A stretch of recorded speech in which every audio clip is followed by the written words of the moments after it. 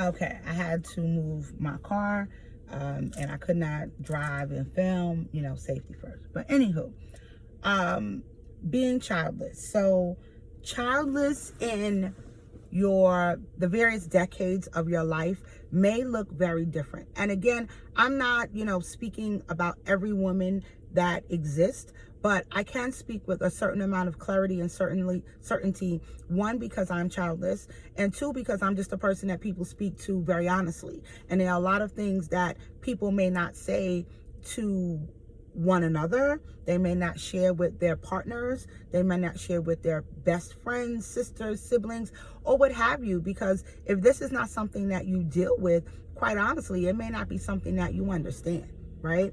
So back to the childlessness throughout the decades.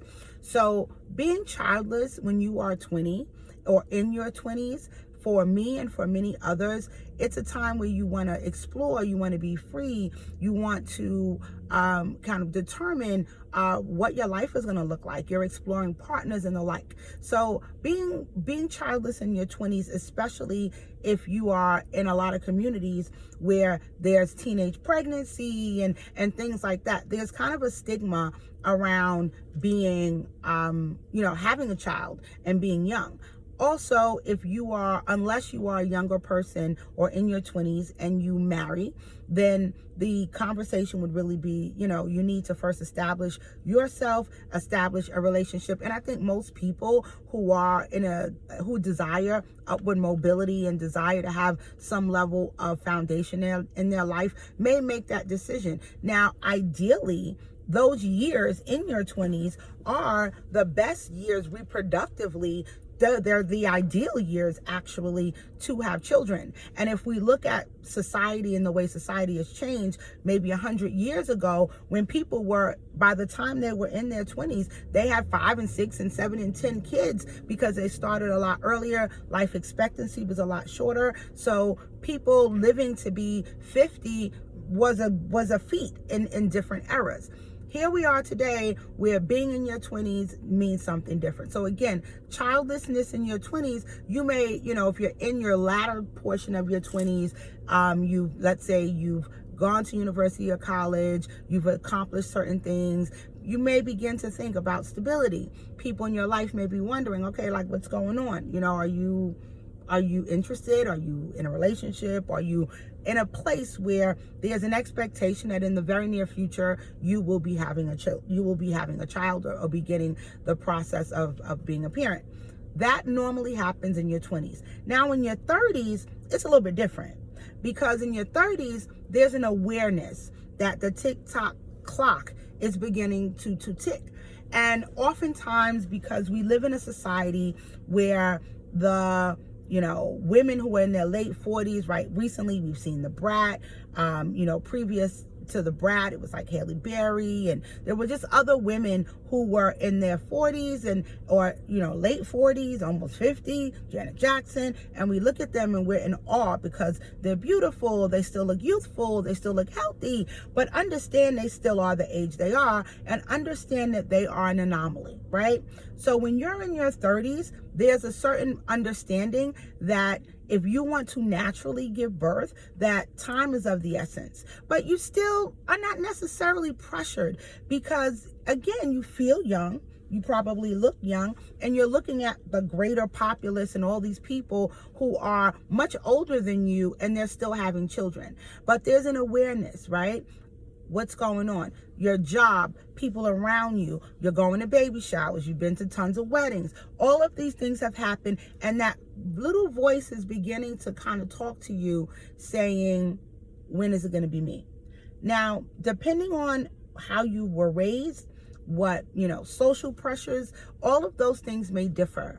But there's something that I've heard in circles I've traveled in, and I'd be interested to hear if some of you have heard it too, which is don't waste the pretty, right? There's a window of when, for a woman, especially in the Western world, there's a window when you are the most desirable, when your options are high, when you kind of have the pick of the litter. And women who are older will likely give younger women advice to say, listen, you're in a place right now where you're about to age out. So you want to be focused, get a good partner, still make decisions when you have the pick of the litter, when you're in your 30s. And once you hit that 35-year-old mark, whether or not you are thinking about having children, if you at least go to the doctor, and hopefully everybody's going to the doctor, like, come on. But if you go to the doctor, your GYN, your doctor will begin having those conversations with you about fertility, right?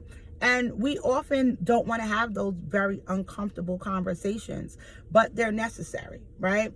And you begin to hear it and think about it, but you may push it to the back of your mind. You work at a job and you may see, you know what, I'm able to really make some really major strides because I have a certain amount of freedom. I can clock out and come in, work late, and I can have that work-life balance where I'm able to party and do all of those things. And that may not be the case if I were to have a child. So even in your 30s, even if it's something that you think will one day happen, you don't feel forced to have to jump in and make a decision, but there's a certain awareness.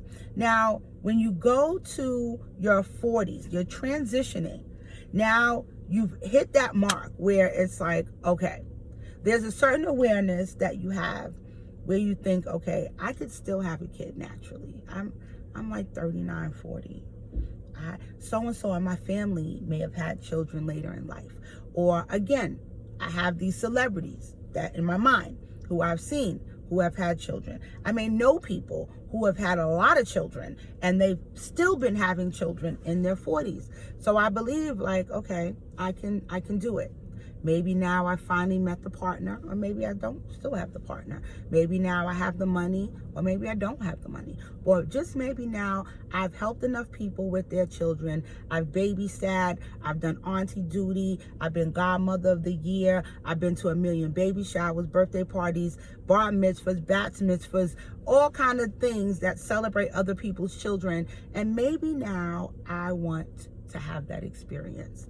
And I'm thinking to myself, what are my options, right? In your 40s, your options are different. If you have had unprotected sex for 6 months and not been successful in having and getting pregnant, you technically are experiencing infertility. You technically are in a space that warrants you to go to a professional, get some testing done, and determine whether or not your fertility is still viable. And if having a child is something you want to do, you have certain options, right? Now you're in your 50s. Most people in their 50s by this point, if they don't have children, have settled on the fact that having children is going to require some assistance by medical professionals at cost. Okay, so if you're at this point in your life and you still have not had children and you want to have children naturally, you want to biologically have a connection, you want to either physically give birth, or you want to biologically have a connection, or you want your partner to have a biological connection, you realize that medical intervention is required. I say all of this and give you all of these decades of how this works because I want you to understand that in this space, you as a person, as the woman, you're processing things differently, and the options you have in each era are very different. But the feeling that you have, especially if you are actively trying to have a child, if you desire to have a child, is very different. It's very different. If you are a personality and a person, no matter if you're in your 20s, 30s, 40s, or beyond, and you want a child either because that's what you want, or you're partnered and that's the next progression in the relationship, or you're partnered with someone you want a child, not being able to do the most natural thing that human beings have been able to do from the beginning of time is hurtful. It's heartbreaking and it's lonely. Trying to explain to people who tell you, don't worry about it, you have time, don't worry about it, you're good. If I didn't have kids, what? And how much money I have? Oh, you could travel. Trying to explain to people who try to pacify your feelings, how you feel, can be exhausting. Or you may not even try. You may just keep your mouth closed. You may just grin and bear it. Depending on how you feel and what your situation is, this is a very different thing. So this conversation that we're going to begin having, this is the first of many, is a conversation about others, a conversation about outliers, a conversation about the things we don't talk about and the people we don't talk about. Whether you're childless, whether it is your relative, your sibling, your spouse, your coworker, or any person that you care about and that you love, understand that them dealing with infertility, inability to have a child, or just maybe they, again, don't want a child, but they fall into the bucket of not having children. There are certain things that they deal with that you would not. So we're going to keep talking about this. I got to move my car again. Oh my God, this alternate side of street parking will get you. But we will talk about this and keep it moving. I want to hear your comments. I want you to say whatever you want to say with dignity and grace, because you will not be on here talking crap. I will come for you. So anyway, this is a place where you will be safe. Amen.